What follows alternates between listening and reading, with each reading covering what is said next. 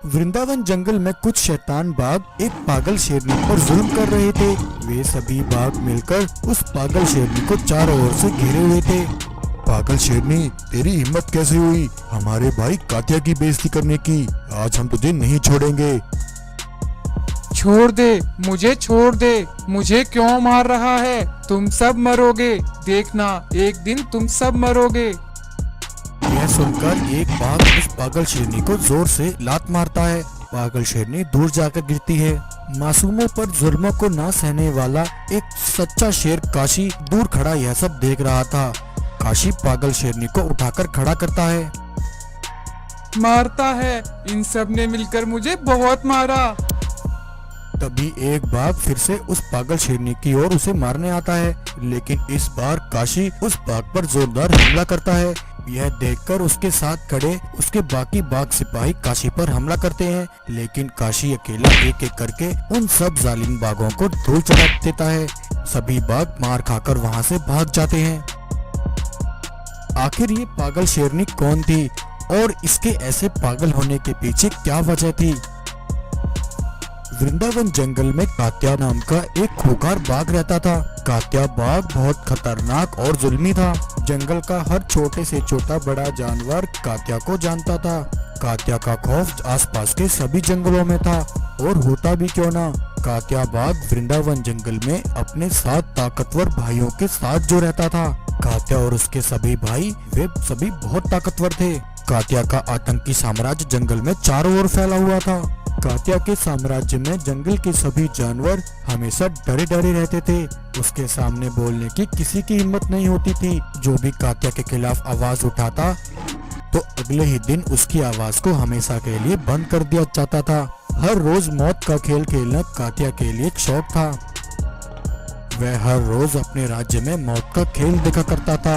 वह हर रोज जानवरों को एक दूसरे से लड़वाता था। जीतने वाले को कात्या की तरफ से इनाम मिलता था और वह उसे अपने साथ शामिल कर लेता था, और हारने वाले को मौत की सजा मिलती थी। कात्या का आतंक जंगल में दिन ब दिन बढ़ रहा था, लेकिन अकेले होते हुए भी रवि शेर बिना डरे कात्या के सिपाहियों से भिड़ जाता था। एक बार कात्या के कुछ सिपाही रवि शेर के बारे में कात्या को बताते हैं। क्या नाम बताया उसका? रवि। कात्या भाई, उसका नाम रवि है। तब कात्या बाघ अपने कुछ खास सिपाहियों को भेजता है। उधर रवि शेर अपनी पत्नी के साथ जंगल से अपने घर वापस लौट रहा था। तभी रवि को एक जरूरी काम याद आ जाता है। अरे सीमा, मुझे एक बहुत जरूरी काम याद आ गया है। तुम ऐसा करो, तुम घर चली जाओ, मैं थोड़ी देर में काम खत्म करके वापस आता हूँ। तब सीमा घर की ओर चल देती है। रवि रास्ते में कुछ सोचते हुए जा रहा था। तभी कांचा के कुछ सिपाही पीछे से आकर अचानक से रवि पर हमला कर देते हैं और रवि पर हमला करके उसे बुरी तरह घायल कर देते हैं। रवि जख्मी होकर बुरी तरह तड़पने लगता है। यह सब उसकी पत्नी सीमा शेरनी देख लेती है। सीमा तेजी से भागती हुई रवि के पास आती है। ये तुम सब ने क्या किया? मार डाला, मार डाला, मेरे पति को मार डाला।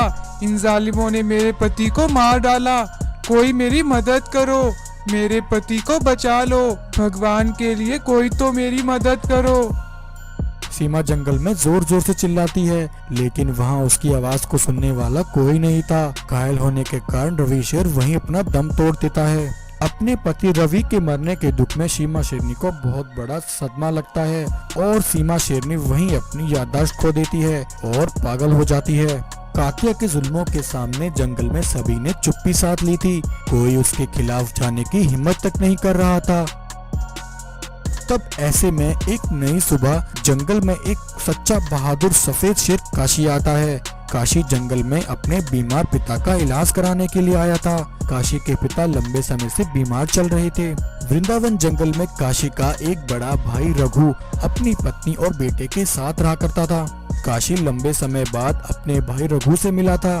दोनों भाई एक दूसरे से मिलकर बहुत खुश होते हैं, लेकिन जब काशी को पता लगता है कि उसका भाई रघु और बाकी जंगल के सभी जानवर किस तरह जैसे तैसे जंगल में अपना गुजारा कर रहे हैं, तब यह सुनकर काशी हैरान हो जाता है। ये क्या भैया, इतने लंबे समय से आपके साथ ये सब जुल्म हो रहा है और आप सब चुप बैठे हैं। आप सब मिलकर इसके खिलाफ आवाज क्यों नहीं उठाते? नहीं काशी, तू अभी अभी आया है, अभी तुझे कात्या के बारे में नहीं पता है। कात्या बहुत खतरनाक है, उसके सामने जंगल का कोई भी जानवर आवाज उठाने को तैयार नहीं है।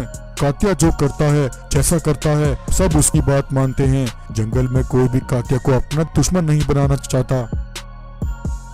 वहीं जब अगले दिन काशी उस पागल शेरनी को कात्या के खतरनाक सिपाहियों से बचाता है, तब काशी के अंदर कात्या को लेकर उसके खिलाफ और ताकत पैदा हो जाती है। वहीं दूसरी तरफ कात्या के सिपाही मार खाकर उसके पास वापस आते हैं। तब उन्हें देखकर कात्या जोर जोर से हंसने लगता है। हो हो हो हो हो हो हो हो हो। अरे बुज़दिलो, तुम्हें शर्म नहीं आई? तुम सब एक अकेले शेर से मार खाकर आए हो। क्या सोचा था कात्या तुम्हारे लिए खुश होगा, तुम्हें शाबाशी देगा? अरे मूर्खो, तुम सबको तो चुल्लू भर पानी में डूब मर जाना चाहिए था। उधर रघु अपने भाई काशी के पास आता है। अरे काशी, ये तुमने क्या किया? तुमने कात्या के सिपाहियों से पंगा लेकर बहुत बड़ी गलती कर दी। तुम्हें ऐसा नहीं करना चाहिए था। तुम इसी वक्त मेरे साथ चलो। तब रघु काशी को अपने साथ एक सुनसान जगह पर लेकर आता है। काशी मेरे भाई, मेरी बात ध्यान से सुनो। तुम्हारा यह होना हम सब के लिए मुसीबत बन सकता है, इसलिए तुम यहाँ से चले जाओ। पिताजी का इलाज मैं खुद करा लूंगा। अगर तुम यहाँ रहे तो हो सकता है कात्या के सिपाही तुम्हें कोई न कोई नुकसान जरूर पहुँचाएंगे। कात्या बहुत खतरनाक है, वह तुम्हारे साथ कुछ भी कर सकता है। भैया, ये आप क्या कह रहे हैं? मैं आप सबको छोड़कर कहीं नहीं जाऊंगा। मैं कात्या के सामने नहीं झुकूंगा। मैं इस समय अकेला हूँ तो क्या हुआ, मैं अकेला ही कात्या के खिलाफ खड़ा रहूंगा। उधर कात्या के कुछ सिपाही रघु की गुफा पर पहुंचते हैं और वहां जाकर रघु की पत्नी और पिता को डराते और धमकाते हैं और रघु के बेटे को उठा लेते हैं। अरे बुढ़े, अगर तेरा बेटा काशी यहाँ आए तो उसे कह देना, अगर उसे उसके भाई का बेटा जिंदा चाहिए तो वह कात्या के ठिकाने पर आ जाए। ऐसा कहकर कात्या के सिपाही रघु के बेटे को उठाकर अपने साथ ले जाते हैं। वहीं जब रघु को पता लगता है कि उसके बेटे को कात्या के सिपाही उठाकर ले गए हैं, तो यह सुनकर रघु को बहुत दुख होता है। अरे रघु, ये तूने क्या किया? तूने सब जानते हुए भी अपने भाई काशी को अकेला छोड़ दिया। कात्या के सिपाही तुम्हारे बेटे को उठाकर ले गए हैं। तुम्हारा भाई काशी तो यहाँ है नहीं, अब तुम्हारे बेटे को कौन वापस लेकर आएगा? यह सुनकर रघु और उसकी पत्नी बहुत दुखी हो जाते हैं। तो दोस्तों, आज की इस कहानी के पहले भाग में बस इतना ही। कहानी के अगले भाग में हम देखेंगे कि क्या काशी वापस लौटता है और कात्या के ठिकाने पर जाकर अपने भाई के बेटे को बचाता है। यह सब देखने के लिए आप इस कहानी को लाइक करें और अगले पार्ट को देखने के लिए हमारे चैनल को सब्सक्राइब करें। Thank you.